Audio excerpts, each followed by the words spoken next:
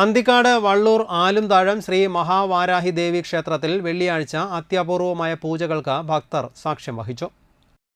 ആയിരക്കണക്കിന് ആനപ്രേമികളുടെ മനസ്സിൽ നീറുന്ന വേദനയായി മാറിയ അരിക്കൊമ്പൻ എന്ന പ്രിയപ്പെട്ട ആനയുടെ ആയുരാരോഗ്യ സൗഖ്യത്തിനായി ഒരു ഭക്ത ക്ഷേത്രത്തിൽ വിശേഷാൽ പൂജകൾ നടത്തി. മലേഷ്യയിലെ പ്രവാസി മലയാളിയും കോട്ടയം സ്വദേശിയുമായ കൊച്ചുറാണിയാണ് വാരാഹി ദേവിയുടെ ഇഷ്ട വഴിപാടുകളായ മുഴുവൻ ദിവസ പൂജ, പഞ്ചമി പൂജ, കലപ്പ സമർപ്പണം എന്നിവ അരിക്കൊമ്പന് വേണ്ടി സമർപ്പിച്ചത്. അരിക്കൊമ്പൻ നമ്മുടെ മലയാളികളുടെ മാത്രമല്ല തമിഴന്മാരും ഒരു വികാരമാണ്.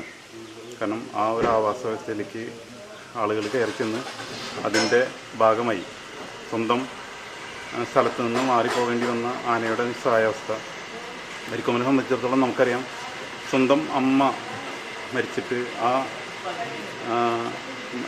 സ്ഥലത്തേക്ക് എല്ലാ കൊല്ലം ആ സമയത്ത് വന്നു പോകുന്ന, അല്ലെങ്കിൽ നമ്മുടെ കുടുംബത്തിനെ അത്രയും സ്നേഹിക്കുന്ന എന്ന് പറഞ്ഞാൽ ഒരു മാതൃക ആയിട്ടുള്ളൊരു ആനയാണ്.